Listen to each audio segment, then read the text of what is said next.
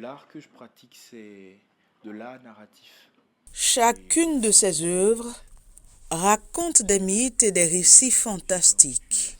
Philippe Rachimé est un artiste plasticien. Voilà, je dessine, je peins et je fais Sa beaucoup d'autres. particularité, créer des toiles où peinture et bande dessinée s'entremêlent.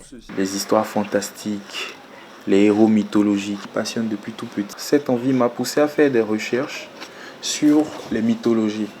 J'ai découvert pléthore de dieux, pléthore de mythologies.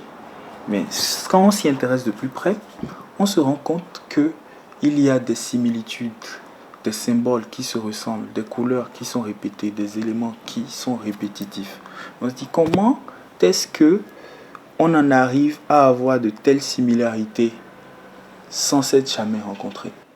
Ma curiosité est venue avec ce que je voyais à la télé. Il y a longtemps, c'était Hercule, c'était Achille avec la bataille de Troie et beaucoup d'autres histoires, vous voyez.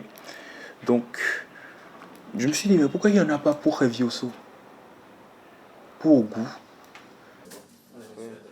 Et cette fascination, Philippe Rachimé l'évoque sur ces tableaux qu'il nous fait découvrir ici. Thor, Zeus, Aklangan, Ogou ou encore Revioso. Chaque toile est un hommage à ces dieux de la mythologie qu'il adule depuis sa plus tendre enfance. Alors ma représentation s'écarte un peu de la représentation conventionnelle. Mais quand on s'intéresse à la représentation de Revioso, on se rend compte qu'il a plusieurs représentations. Parce que tous ne s'accordent pas à ce à quoi il devrait ressembler. J'ai juste pratiqué de la teinture. Autre corde à son arc, le batik. L'enseignant en art pratique également l'art textile. Très grand, c'est Zenitsu, c'est un personnage de Demon Slayer. Donc il utilise la technique élémentaire de la foudre. Donc voilà.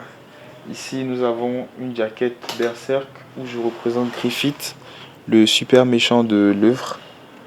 L'un des méchants les plus détestés, tout manga confondu. Et ici, nous avons une jaquette inachevée, Avatar, le dernier maître de l'air, avec tous ses amis qui sont en cours. Et pour les projets à venir, l'artiste travaille présentement sur une œuvre consacrée à la divinité d'An. Une œuvre qui sera transcrite en fiction et présentée au public ce 14 août.